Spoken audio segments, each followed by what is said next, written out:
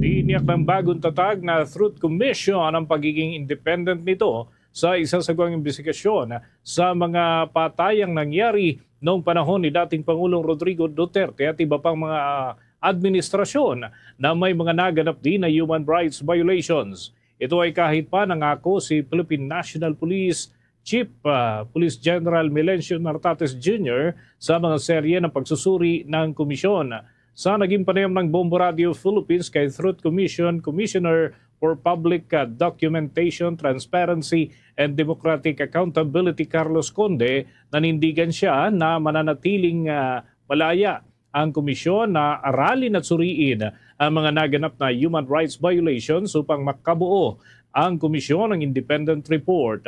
Mahalagaan niyang naturang report para naman masuportahan ang layunin ng kanilang grupo na maging paalala ito sa madugong war on drugs na nagdulot ng pagkamatay ng mahigit 30,000 individual. Batay na rin sa independent report ng Human Rights Watchdogs. Nagpasalamat din si Conde sa pagnanais ng pulisya na makipagtulungan at tiniyak ang lahat ng mga nagpapahayag ng interes na magkwento at magsaysay ay bibigyan ng pagkakataon na mapakinggan. Narito ang naging bahagi ng pahayag ni Commissioner Conde. Papasalamat kami kay Chief PNP Nartates na sinabi niya yun, na nag-commit siya na makipagtulungan sa commission. At isa itong napakahalaga na commitment. No? Kasi nga, ang tinitingnan natin dito ay although nakasentro ang komisyon doon sa karanasan ng mga biktima ng drug war, kasi sila ang biktima, at ang alam naman natin na karamihan doon sa mga ng biktima ay yung kapulisan. So, ang ano dito ay maghihikayat kami, wala kaming subpoena powers, pero kakausapin din naman namin ang PNP, ang mga law enforcers na makipagtulungan sa investigasyon ng komisyon. So doon kami papasok ngayon. Kung merong mga kapulisan, merong mga member ng law enforcement na willing magsalita, even hindi magpakilala off the record or hindi i-live stream, at pero willing silang i-put on the record confidentially yung nalalaman nila, ay pakikinggan namin yun. Bagian ng mga pahayag ni Commissioner Conde, kaugnay pa rin ng usapin ng war on drugs. Sa ngayon ay may inisyal ng listahan ang Truth Commission para naman sa mga target na makausap na survivor at pamilya ng mga biktima.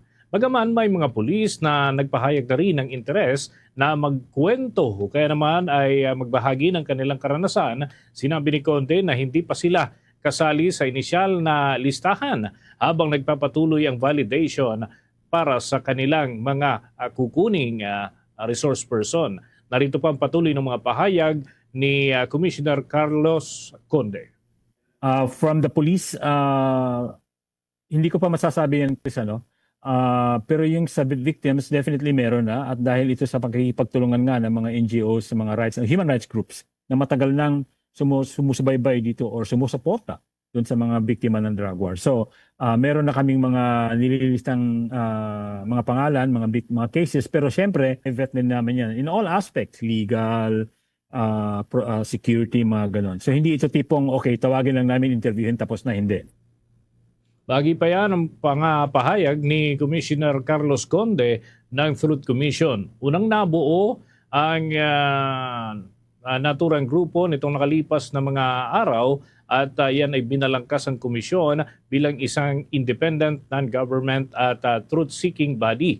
Pinangungunahan nito ni dating International Criminal Court Judge Raul Pangalangan at ng iba pang mga individual.